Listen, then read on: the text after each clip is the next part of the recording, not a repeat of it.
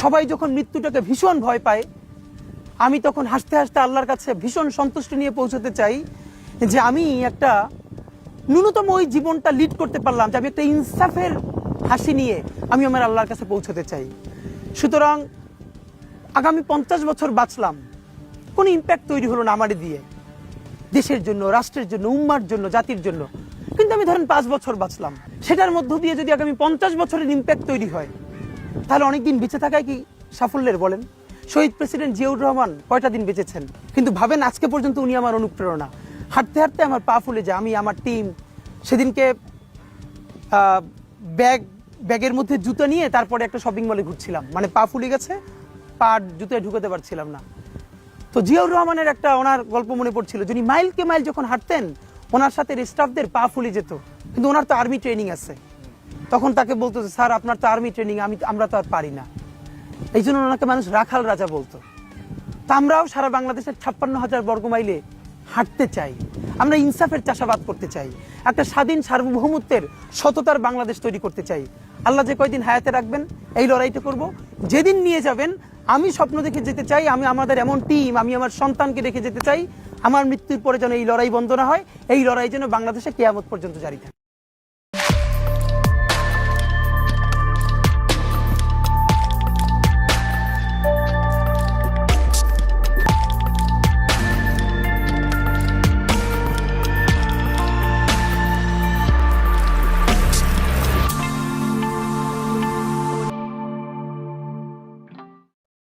এই হাদিকেই কেন গুলি করা হলো, কে হাদিকে গুলি করছে, তার চাইতে কেন গুলি করছে এই প্রশ্নটা জরুরি।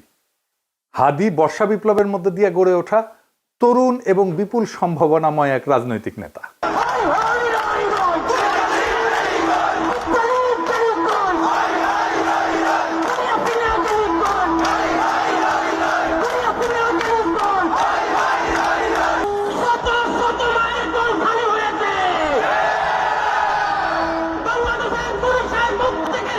অনেকে আওয়ামী লীগের দিকে আঙুল তুলতেছে। আওয়ামী লীগ অবশ্যই বর্ষা বিপ্লবের প্রধান শত্রু, কোনো সন্দেহ নাই, কিন্তু আওয়ামী লীগই কি একা বর্ষা বিপ্লবের একমাত্র শত্রু? না, রাজনৈতিক দলগুলো যারা হাসিনা বিরোধী লড়াই করছে তারাও তো বর্ষা বিপ্লবকে ধারণ করে না। সরকারের মধ্যে বিপ্লব বিরোধী ধান্দাবাজ অপদার্থ ধ্বজভঙ্গ লোকেরা ঢুকিছে একের পর এক।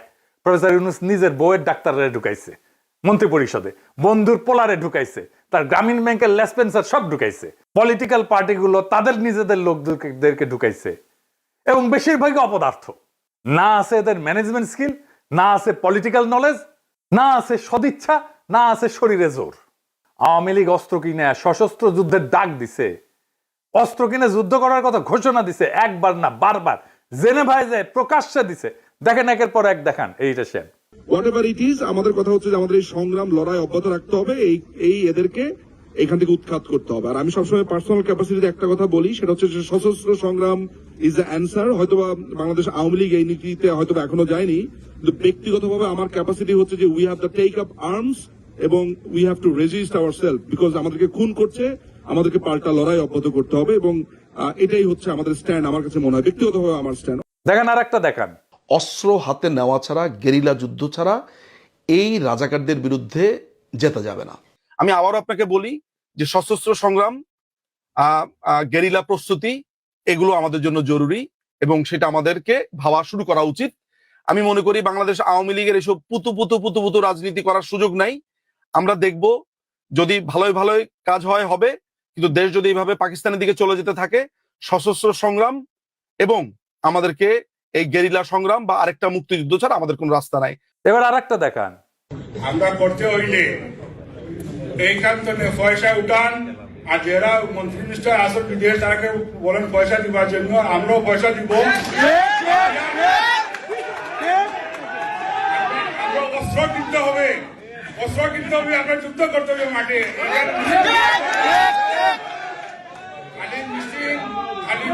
মিছিল করলেও চলবে না, আমরা অস্ত্র করতে হবে, আমরা মাঠে নামতে হবে। দেখেছেন? শুধু কি এরা হাসিনা লেসপেন্সার, হাসিনা নিজেই বিপ্লবীদের হত্যার নির্দেশ দিছে। শুনেন, কথা কম গাছ বেশি। নেত্রী আমাদের যে ভাই বোনদের হত্যা করেছে, আমরা অস্ত্র তুলে নিয়ে এদেরকে হত্যা করবো ইনশাল্লাহ আগামীতে। তো মুখে কথা একটু কম বলো তো, যারা কথা বেশি বলে তারা কিছু করতে পারে না। কথা কম গাছ বেশি, ঠিক আছে? মুখ দিয়ে বলতে যেও না, আগে করে দেখো। ঠিক আছে, খোদা হাফেজ। শুনেছেন? তারপরেই তো এই ঘটনা। একটা রাষ্ট্রের বিরুদ্ধে সশস্ত্র সংগ্রাম বা প্রকাশ্য খুনের নির্দেশ দেওয়ার বিরুদ্ধে কিছু করছে প্রফেসর ইউনূসের সরকার? কিছুই করে নাই, কিচ্ছু করে নাই। আর ওদের সাহস আকাশে চড়ছে। হাসিনাকে ভারত ফেরত না পাঠাতে চাইলে নাকি আমাদের কিছুই করার নাই, এই বলে তৌহিদানন্দ প্রভুপাদ। শুনেন, ভারতকে রাজি হতে হবে অথবা চাইতে হবে তাকে ফেরত পাঠানো। রাজি না হলে আসলে তো করার কিছু নেই, আমরা রাজি করানোর চেষ্টা করতে থাকতে পারি, এটুকু। যেটা প্রথমে যেটা বলছিলেন, এটা একটু প্রসেসের ব্যাপার আছে, প্রসেস তো চলছে, দেখা যাক আমরা কতটুকু অ্যাচিভ করতে পারি। শুনেছেন? এটারে বিএনপি ঢুকাইছে, দেখে দিলাম এটা উপদেষ্টা মন্ডলীতে। এতটাই অপদার্থ, করার কিছু নাই তো তুই উপদেষ্টা আসিস কেন? 111 আমলা ওরে বানাই দিছে মন্ত্রী। এরা গালাইলে ওর গায়ে মাখেন, এতটাই নির্লজ্জ, এতটাই ক্ষমতা লোভী। এদের দিয়া প্রফেসর ইউনূস ফ্যাসিবাদের আগমন ঠেকাবে। হ্যাঁ, কি আর কমো, বালটা ঠেকাইতে পারবে। নির্বাচনের তফসিল ঘোষণা করছে না, দেখেন কি ভয়াবহ রক্তপাত হয় এই পুরা নির্বাচনের সময়। কিছুই ঠেকাইতে পারবে না। কেউ তো কথা শোনে না, আমলারাও কথা শোনে না। ক্ষমতায় বসেছে, রাষ্ট্রযন্ত্রের উপরে কোনো নিয়ন্ত্রণ প্রতিষ্ঠা করতে পারে নাই এই 2 বছরে। এত সাপোর্ট দিয়ে গেছে, কোনো স্যাদব্যাদ নাই। আচ্ছা বলেন, এনএসআই, ডিজিএফআই যদি না জানে কারা ঢাকা 8 আসনের প্রার্থী শরীফ ওসমান হাদিকে হত্যার উদ্দেশ্যে গুলি করছে, তাহলে এই সংস্থাগুলো বন্ধ করে তো দিতে হবে। এগুলা রাখার যুক্তি কি? এই সংস্থা দুইটার প্রধানদের আজকে তো বিদায় করে দেওয়া উচিত। এরা কিছুই করতে পারবে না। জাতীয় নিরাপত্তা উপদেষ্টা একজনকে বানাইছে। হ্যাঁ, অনেকে বলে আপনার গুরুজন, হ্যাঁ ওনারা নিয়ে ভিডিও টিডিও বানিয়েছেন। ওনারে আবার তা আমি কি করব? যে যায় লঙ্কায় সেই তো হয় রাবণ। সে ক্ষমতা উপভোগ করিচ্ছে আর বিএনপির সাথে ঘুটু করিচ্ছে, বিএনপির সাথে ঘুটু করিচ্ছে যেন বিএনপি তাকে পররাষ্ট্রমন্ত্রী বানায়। হাদিকে খুন করার এই ভয়ঙ্কর অপারেশনে যারা যুক্ত ছিল তাদেরকে গ্রেপ্তার করে বিচারের আওতায় না আনতে পারলে প্রফেসর ইউনূস সরকার 12 ফেব্রুয়ারি জাতীয় নির্বাচন সম্পন্ন করতে পারবে না, লিখে রাখতে পারে। বর্ষা বিপ্লবকে কোনোভাবে মেনে নিতে পারেনি কায়েমি গোষ্ঠী। আর এক দল আছে বর্ষা বিপ্লবকে বিপ্লব বলে স্বীকারই করতে চায় না, বলে এটা অভ্যুত্থান। এটা অভ্যুত্থান নাকি বিপ্লব খুব নির্দোষ বিতর্ক বইলা মনে হয় না, কিন্তু এখানে লুকায় আছে হাদির গুলি খাওয়ার নিশানা। আসেন সেটা বুঝে দেখি।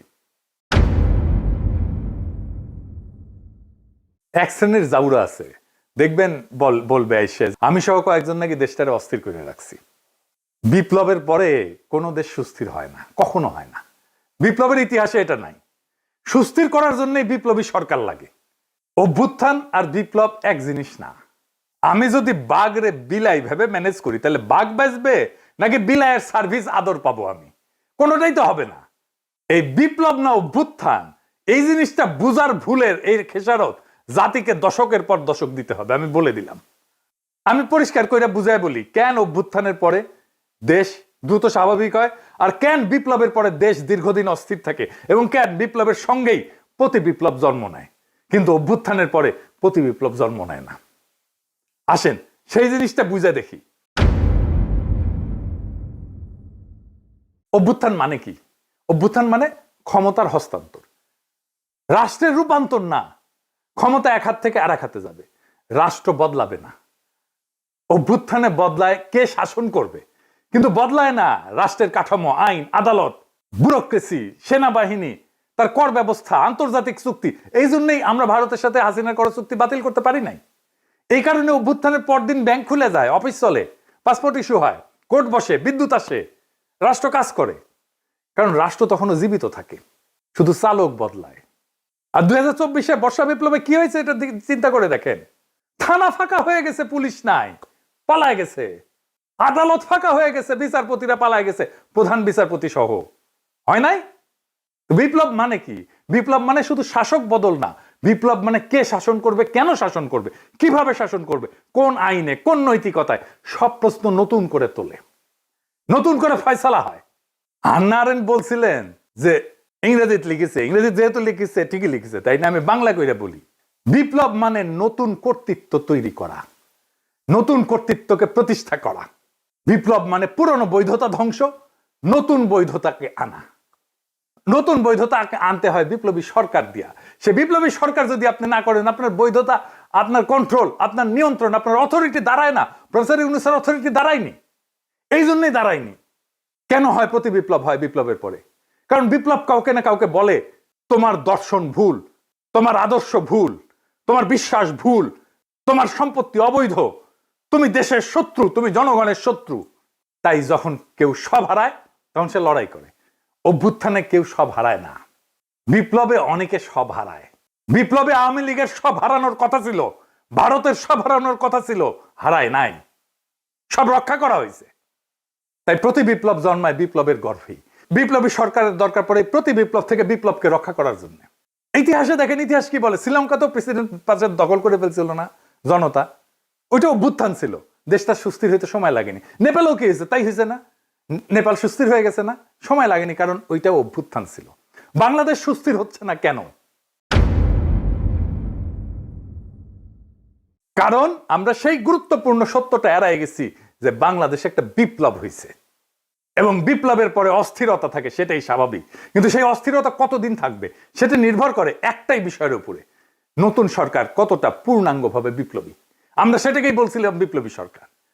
ইতিহাসে যেই সরকার বিপ্লবের ম্যান্ডেট নিয়ে, বিপ্লবী কর্মসূচি নিয়ে স্পষ্টভাবে পুরানো রাষ্ট্র ভেঙে নতুন রাষ্ট্র করে, সেখানে অস্থিরতা তুলনামূলকভাবে কম সময় দূর হয়ে যায়।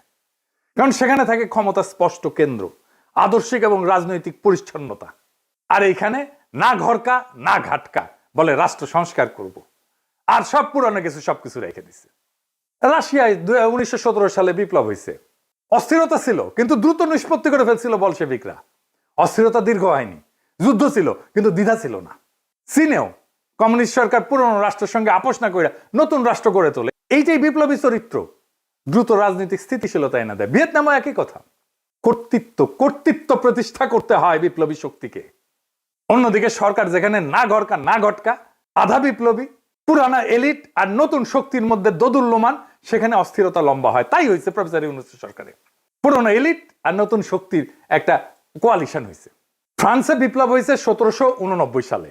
এরপরে দশক ধরে অস্থিরতা চলছে। মূল কারণ ছিল বিপ্লবের প্রশ্নে স্পষ্ট সিদ্ধান্তের অভাব। অর্থাৎ সমস্যাটা বিপ্লব না, সমস্যাটা হইল অসম্পূর্ণ বিপ্লব, বিপ্লবের পরে কর্তৃত্ব প্রতিষ্ঠা না করা। প্রফেসর ইউনূস কর্তৃত্ব প্রতিষ্ঠা করতে পারে নাই, আমাদের অনেক সাপোর্ট সত্ত্বেও। যত বেশি বিপ্লবী সরকার হয় তত দ্রুত ক্ষমতার প্রশ্ন মীমাংসিত হয়, তত দ্রুত দেশ স্থিতিশীল হয়। বিপ্লবকে যে থামায় দেয় যায় সরকার, অস্থিরতা তার পিছু ছাড়ে না, প্রফেসর ইউনূসেরও পিছু ছাড়বে না। কিন্তু বিপ্লব যে সম্পূর্ণ করে, স্থিতিশীলতার তার অনিবার্য ফল। আজকের অস্থিরতা, অরাজকতা সবকিছুর দায় ওই ছাত্রদের, যারা প্রফেসর ইউনূসের সরকার বানাইছে। এডিটর সাহেব, প্রফেসর ইউনূসের পেছনে ছাত্রদের ছবিটা দেখান, কারা কারা আছে। এই সব কয়টার দায়িত্ব এটা, এরাই প্রফেসর ইউনূসের সরকার বানাইছে। এই দায় নিতে হবে, ছাত্রদেরকে নিতে হবে, ওয়াকারকে নিতে হবে, রাজনৈতিক দলকে নিতে হবে, আসিফ নজরুলকে নিতে হবে, যারা এই সরকার গঠন করছে, সবার এটা দায়। এখন শেষ প্রশ্ন, কেন হাদি গুলি খায়, অন্য কেউ না? এর কারণ হাদি শুধু জুলাই বিপ্লবী না, হাদি একজন আপাদ মস্তক ভারতীয় আগ্রাসন বিরোধী। ভারতীয় আগ্রাসন বিরোধী হয়ে বাংলাদেশে বাইসা থাকাটা মুশকিল। প্রেসিডেন্ট হইলেও বাইসা থাকা যায় না। জিয়ারে মরতে হয়েছে না, ইলিয়াস আলীকে মরতে হয়েছে না, সালাউদ্দিন কাদের চৌধুরীকে মরতে হয়েছে না, জামাত নেতাদেরকে মরতে হয়েছে না, আবরারকে মরতে হয়েছে না, হাদিকে নিয়ে কম কুৎসা রটনা করা হয়েছে। দেখেন এই মালটাকে চিনতে পারেন কিনা দেখেন। জুলাই গণ অভ্যুত্থানে হাদির অবদান কি দেখতে হবে না? এই গণ অভ্যুত্থানের সময়ে, গণ অভ্যুত্থানের পরেও হাদি নামে কাকে মানুষ চিনত না। বাংলাদেশের সংকটে হাদিকে এদেশের মানুষ পায়নি। বাংলাদেশ যখন কাঁদছিল, বিপদে পড়েছিল, যখন রক্ত ঝরছিল, তখন হাদিরা সিনা টান টান করে দাঁড়ায়নি। তখন কিন্তু মির্জা আব্বাস ভাইরা দাঁড়িয়েছিল, তাদের হাজার হাজার কর্মীরা এখানে অবদান রেখেছে, লড়াই করেছে।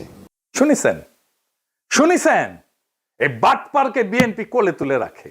বিএনপি যা যা করতে পারে না, বলতে পারে না, এই বাটপারকে দিয়ে করায় আর বলায়। এটা বিএনপির মাস্তান, এটা বিএনপির ভার্চুয়াল মাস্তান। হাদিকে নাকি সে মাঠে দেখে নাই।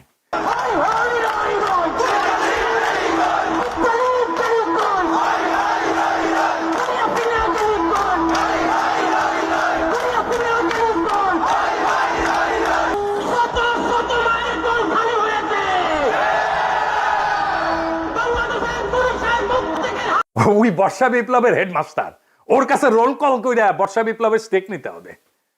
ওরে কিছু বললে বিএনপির বুদ্ধিজীবী ডাক্তার জাহেদ পর্যন্ত সেট করে ওঠে, কাইন্ডে শেষ হয়ে যায়। এই এপিসোড যখন রিলিজ হবে তখন হাদির ঠিক কি অবস্থা থাকবে আমি জানি না। এখনো পর্যন্ত হাদি ভালো আছে। হাদির কথায় আপনারা বারে বারে মৃত্যুর কথা আসতো, শহীদ মৃত্যুর কথা আসতো। আমরা তার এইরকম একটা কথা শুনেই এপিসোডটা শেষ করব। কিন্তু একটা কথা আপনাদেরকে স্পষ্ট করে বলে যেতে চাই, জুলাই বিপ্লবকে বিজয়ী করা ছাড়া আমাদের সামনে আর কোনো রাস্তা খোলা নাই। প্রফেসর ইউনূস বিপ্লবকে লক্ষ্যভ্রষ্ট করেছে। আমরা আবার সেই বিপ্লবকে সম্পন্ন করব, বিজয় করব। প্রয়োজনে আবার এক নদী রক্ত পাড়ি দেব, কিন্তু বিজয় নিয়ে ঘরে ফিরবো ইনশাল্লাহ। ইনকিলাব জিন্দাবাদ। মন খারাপ হয় যে আল্লাহ যদি আমাকে কোনোদিন নিয়েও যায়, তো এই যে ছেলে মেয়েগুলো, মানে আমি আল্লাহর কাছে সবসময় দোয়া করি, আপনি জানেন যে আমার আল্লাহ একটা সন্তান দিছে, 3 মাস ওর বয়স। আমার বাচ্চাটা তো আমি 3 মাসে 30 মিনিটও কোলে নিতে পারি নাই। তো আমার ওয়াইফ খুব মাঝে মধ্যে আর কি মজা করে বাচ্চারে বলে যে ইনকিলাব মঞ্চের মুখপাত্র তোমার সাথে দেখা করতে আসছে। তো আমার এই প্রথম মনে হলো কি যে আমি ভাইয়ারে বলি, ভাইয়া আল্লাহ যদি আমাকে নিয়ে যায়, আমার বাচ্চাটার দিকে একটু খেয়াল রাখেন। তো এই কথাটা আমি বলতে পারিনি। আব্বার একটা, মানে আপনি যদি বলেন যে আমার সারা জীবনের যেটুকুন সততা, সাহস, লড়াই, এটার দুনিয়ার সমস্ত শক্তি আমার আব্বা। আমি যদি কিছু হইলেও করতে পারি সততার সাথে, আল্লাহ যদি আমার রহম করে, তাহলে আমার ছেলে, আমার পরিবার, আমার ভাই বোন, আমার ইনকিলাব মঞ্চের ভাই বোনগুলো, এগুলো আল্লাহ দেখবে যেভাবে আল্লাহ এখন আমাদেরকে দেখতেছে। সুতরাং কারো কাছে আর কোনো প্রত্যাশা নেই।